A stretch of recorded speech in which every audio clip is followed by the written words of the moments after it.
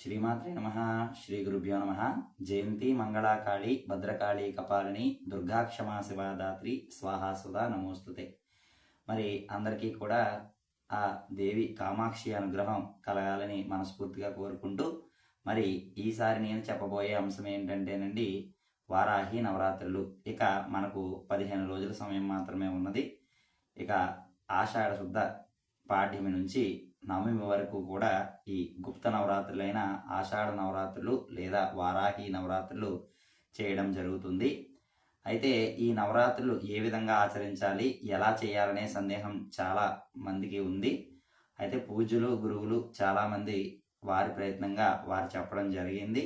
అయితే నా వంతు ఈ ప్రయత్నంగా కొంతమందికైనా చేరుకోవాలని ఈ వీడియో ద్వారా చెప్పడం జరుగుతుంది.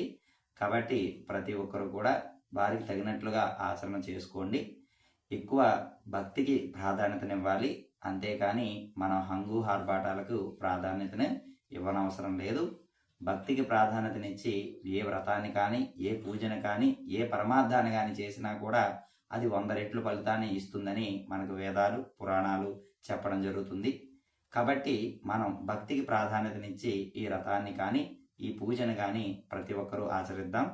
కాబట్టి మరి ఏ విధంగా చేయాలి ఏంటనే అంశాన్ని మీకు నేను వివరిస్తాను. ముఖ్యంగా ఈ వారాహి నవరాత్రి ఈ సంవత్సర కాలంలో 15వ తారీఖు, జూలై నెల 15వ తారీఖు నుంచి 23వ తారీఖు అంటే పాడ్యం నుంచి నవమి వరకు 9 రోజుల పాటు ఉండడం అనేది జరుగుతుంది. మరి ఈ 9 రోజులు కూడా యథాశక్తిగా వారాహిదేవిని ఆరాధన చేసుకోవచ్చు. ఎవరి రూపానుసారంగా వారు ఆరాధన చేసుకోవచ్చండి.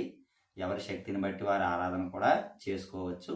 దీనికి ప్రత్యేకమైన నియమాలంటూ మనం దేవీ నవరాత్రుల్లో ఏ నియమాలు అయితే అనుసరిస్తామో ఇప్పటి కాలంలో కూడా అవే నియమాలను ఆచరించి పూజను చేసుకోవచ్చు. ఇక ప్రత్యేకంగా మనం పాడ్యమి నాడు దేవిని కలశ స్థాపనతో ఆరాధన చేయాలి. అప్పటి నుంచి నవమి వరకు కూడా అఖండ దీపం పెట్టుకొని దలిచిన వారు అఖండ దీపం పెట్టుకోవచ్చు. లేని వారు ఉదయం సాయం సంధ్యా వేళల్లో దీపారాధన చేసుకొని అమ్మవారిని ఆరాధన చేసుకొని పూజించుకోవచ్చు.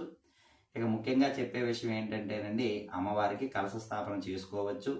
కలశ స్థాపన చేసుకోలేని వారు చక్కగా అమ్మవారి యొక్క చిత్రపటాన్ని ఇంటి దగ్గర పెట్టుకొని పూజ చేసుకోవచ్చు. మేము వారాహి ఉగ్రదేవత అండి, మేము వారాహి చిత్రపటాన్ని పెట్టుకోలేము అనుకున్న వాళ్ళు కూడా లలితా అమ్మవారి యొక్క చిత్రపటాన్ని కూడా పెట్టుకుని కూడా చేసుకోవచ్చు, తప్పేమీ లేదు. కానీ ఈ విధి విధానాలన్నీ కూడా మనం దేవీ నవరాత్రులు ఎలా ఆచరిస్తామో అది తప్పకుండా ఆచరించుకోవాలి. ఒక్కో ప్రాంతానుసారం ఒక్కో విధంగా ఉంటాయండి. ముఖ్యంగా దీపాన్నే నవరాత్రుల్లో ఆరాధించే ప్రాముఖ్యత కూడా ఉంది. ఇంకా పటము కానీ కలశం కానీ లేకుండా 9 రోజులు కూడా అఖండ దీపాన్ని వెలిగించి ఆ అఖండ దీపానికే 9 రోజులు పూజ చేసే విధానం కూడా కొన్ని ప్రాంతాల్లో ఉండడం జరుగుతుంది. మరి ఏది ఏమైనప్పటికీ కూడా ఆచార సంప్రదాయాల్లో వేరుగా ఉన్నప్పటికీ కూడా చేసే పద్ధతి విధానం అంతా కూడా ఒక విధంగా ఉంటుంది. మరి అమ్మవారిని భక్తి శ్రద్ధలతో ఆరాధన చేయాలి.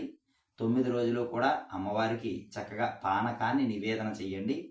దానిమ్మ గింజలు అమ్మకు చాలా ప్రీతిపాత్రమైనవి కాబట్టి ఈ 9 రోజులు కూడా అమ్మవారికి దానిమ్మ గింజల నివేదన ఉండేలాగా చూసుకోండి. తర్వాత దేవికి ముఖ్యంగా చిలకడ దుంపలు, అదేవిధంగా క్యారెట్, ఇది భూమిలో పండే దుంపలన్నీ కూడా దేవికి ఇష్టము. ఎందుకంటే ఆవిడ వారాహి అమ్మవారు కాబట్టి ఆమెకి భూమిలో పండే వస్తువులన్నీ కూడా చాలా ప్రీతిపాత్రమైనవి కాబట్టి వాటిని కూడా మీరు నివేదన చేయవచ్చును. ఇక ప్రత్యేకంగా అమ్మవారిని కలశ స్థాపన ద్వారా కానివ్వండి, చిత్రపటం ద్వారా కానివ్వండి, దీప విధానం కానివ్వండి, ఏది చేసుకున్నా కూడా 9 రోజులు యథాశక్తి ఆరాధన చేసుకోండి. చక్కగా మీకు దొరికిన పుష్పాలతో కుంకుమ, పసుపు ఇత్యాది సుగంధ ద్రవ్యాలతో అమ్మను మంగళకరంగా ఆరాధన చేయండి. హెచ్చుకుపోయి ఏదో చెయ్యాలి, అది కావాలి ఇది కావాలి అనేది ఎప్పుడు పెట్టుకోవద్దు. మీకు ఏది తోస్తే దాన్ని మాత్రమే పెట్టి వారాహి పూజని తప్పకుండా చేయండి. తర్వాత అమ్మకు ప్రత్యేకమైన నివేదనగా వీటిని సమర్పించండి. మీరు ఇంట్లో వండిన అన్నాన్ని కూడా అమ్మవారికి నివేదనగా పెట్టుకోవచ్చు, తప్పేమీ లేదు. అన్నం పెట్టేటప్పుడు మాత్రం అన్నము ఆవు నెయ్యి పోసి కొంచెం బెల్లాన్ని పెట్టి కలిపి నివేదన చేయడం వల్ల అమ్మవారికి నివేదన స్వీకరిస్తారు. కాబట్టి ఇది ప్రత్యేకంగా గమనించుకోవాలి. యథాశక్తి ఆరాధననే తప్పకుండా చేసుకోవాలి. ఇక ముఖ్యంగా స్తోత్ర పారాయణ విషయాలకు వస్తే వారాహి కవచము, వారాహి మంత్రం, అదేవిధంగా వారాహి గాయత్రి మంత్రం కూడా ఉంటుంది.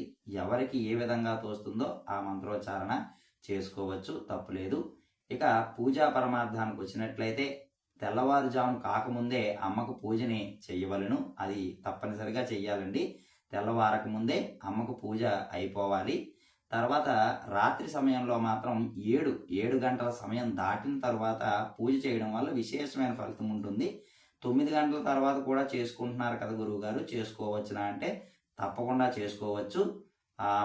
9 నుంచి 10 లోపు మాత్రమే చేసుకోవాలి. ఇంకా అర్ధరాత్రి చేసుకోవచ్చు అంటే కొన్ని పద్ధతులను బట్టి చేసుకుంటారు. కానీ కొన్ని పద్ధతులు మన సాంప్రదాయంలో అట్లాంటి పద్ధతులు పాటించిన అవసరం లేదు. ఇది ప్రతి ఒక్కరు గమనించుకోవాలి. ముఖ్యంగా ఇప్పుడు ఎవరు ఇష్టం వచ్చినట్లుగా వాళ్ళు చెప్పుకుంటున్నారు. ఏంటంటే శాస్త్రపరంగా ఉన్న నియమాలు కొన్ని విధంగా ఉంటాయి, శాస్త్ర అనుసారం లేని విధాలు కొన్ని విధంగా ఉంటాయి. మన ఋగ్వేద, యజుర్వేద, సామవేదాలలో మనం కొన్ని గ్రంథాలను మాత్రం అనుసరించి మాత్రమే ఇత్యాది పూజలను అనుసరించుకోవాలి. మరి అధర్వణ వేదానికి సంబంధించి వారాహి అమ్మవారిని కూడా చెప్పడం జరుగుతుంది. కానీ అదంతా రాత్రి తాంత్రికమైన విధానాలతో జరుగుతాయి. కానీ అట్లాంటివి మనం ఆచరణకు తగినవి కాదు. కాబట్టి మనం సాత్విక రూపంలో లక్ష్మి, దుర్గా, సరస్వతి ఇత్యాది రూపాలలోనే దేవిని ఆరాధించాలని మనం స్పష్టంగా తెలుసుకోవాలి. ముఖ్యమైన విషయం అది. కాబట్టి ప్రతి ఒక్కరూ కూడా మీరు ఉదయకాలం అంటే తెల్లవారుజామున పూజ చేసుకోవాలి. రాత్రి సమయం 7 దాటిన తరువాత 10 లోపు మీరు పూజని ముగించుకోవాలి. ఇలా ముగించుకున్న తర్వాత మీరు యథాశక్తి పూజ అయిన తర్వాత భూశయనం చక్కగా కింద పడుకోవాలి ఈ 9 రోజులు కూడా. అంతేకాకుండా సాత్వికమైన ఆహారాన్ని తీసుకోవాలి. దేవికి ఏదైతే సమర్పిస్తూ ఉంటామో ఆ ఆహారాన్ని మీరు తప్పనిసరిగా తీసుకోవాల్సిన అవసరం అయితే ఉంటుంది. మీకు ఏది వారాహి సంబంధించిన నామం ఏది తెలియకపోతే మీరు చక్కగా ఆ అమ్మని మీకు నచ్చిన విధంగా ఓం వారాహి దేవి నమః అని, లేదంటే ఓం దుర్గాయ నమః అని కూడా అనుకోవచ్చు, లలితాయ నమః, శ్రీమాత్రే నమః, ఏదైనా నామాన్ని మాత్రం ఎక్కువగా జపం చెయ్యాలి. ఈ గుప్త నవరాత్రులకు ఉన్న ప్రత్యేకత ఏమిటంటేనండి, జపానికి ఎక్కువ ప్రాధాన్యత కలిగి ఉంటుంది. ఆ జపాన్ని ఎక్కువ ఎప్పుడైతే చేస్తూ ఉంటామో మనలో ఉన్న జ్ఞానం అనేది అభివృద్ధి చెందుతుంది. జ్ఞానం అనే జిజ్ఞాస ఎప్పుడైతే అభివృద్ధి చెందిందో నువ్వు అనుకున్న పనులు తప్పకుండా నీకు అవుతాయి. అది ప్రతి ఒక్కరూ కూడా గమనించుకోవాల్సిన ముఖ్యమైన విషయం అండి. ఎందుకంటే మేము దసరా చేస్తున్నామండి మాకు ఫలితం లేదు, మేము వారాహి చేస్తున్నామండి మాకు ఫలితం లేదు, మేము అనుకుంటున్నామండి ఫలితం లేదంటే అది జ్ఞానంతోనే రూపుమాపై ఉంటుందండి. ఎందుకంటే శ్యామలా నవరాత్రులు కానివ్వండి, వారాహి నవరాత్రులు కానీ రెండూ కూడా గుప్త నవరాత్రులు, గుప్తంగా చేసుకోవాలని మన శాస్త్రంలోనే చెప్తూ ఉంది. మరి ఎప్పుడైతే ఈ గుప్త నవరాత్రులని మనం చెప్పబోతూ చేసుకుంటున్నామో దీన్ని గుప్తంగా ఆచరించుకోవచ్చు. ప్రస్తుత కాలంలో అందరికీ తెలుస్తుంది, తప్పేమీ లేదు, చేసుకుంటున్నారు, కాదనట్లేదు. కానీ ఏమిటంటే దీని యొక్క ప్రతిఫలం మీరు ఆశించి చేస్తున్నారు అంటే అది గుప్తంగానే చేసుకోవాలి. లోక శ్రేయస్సు కోసం ఏదైనా చేయవచ్చును తప్ప మీరు ప్రతిఫలం ఆశించి చేస్తున్నారంటే గుప్తంగా చేసుకొని ఆ దేవిని ఆరాధించుకొని ఆ దేవిని పూజించాలి. ఇది తప్పనిసరిగా మీరు తెలుసుకోవాల్సిన ముఖ్యమైన విషయం. అయితే ఇందులో చాలా మందికి చాలా అపోహలు ఉన్నాయి. వారాహి ఉగ్రదేవత అండి, మేము పూజించాలా వద్దా ఏంటి అనేది మీ అందరికీ చాలా సందేహాలు ఉన్నాయి. కానీ వారాహి ఉగ్రదేవత అయినప్పటికీ కూడా వారాహిని పూజించుకోవచ్చు, తప్పేమీ లేదు.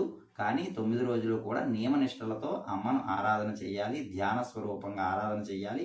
ముఖ్యంగా చెప్తున్నాను ఏంటంటే లలితా పరాభట్టారికను తప్పనిసరిగా ఆరాధన చెయ్యాలి. ఆవిడ యొక్క సైన్యాధ్యక్షురాలుగా ఈ వారాహి అమ్మవారు ఉంటారు కాబట్టి ముందు త్రికోణ అంటే మూల స్థానంలో, బిందు స్థానంలో ఉన్న లలిత లేదా కామాక్షి, పార్వతి, ఆ దుర్గా స్వరూపమైన ఆ అమ్మను ఆరాధించాలి.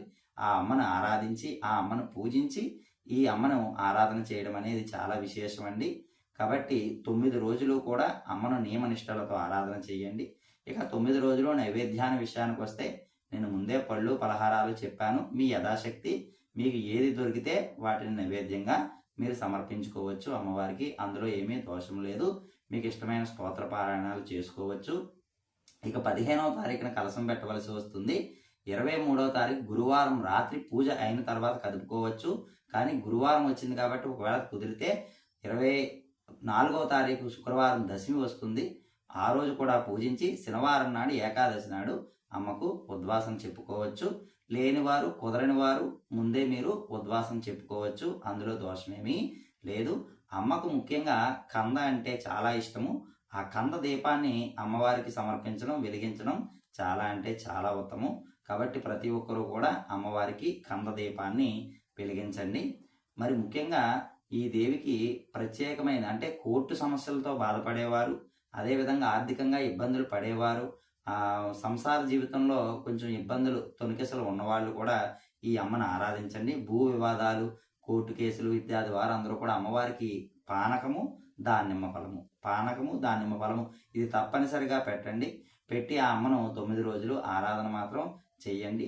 ఎందుకంటే జ్ఞానంతో మాత్రమే మనం ఏదైనా సంపాదించగలము.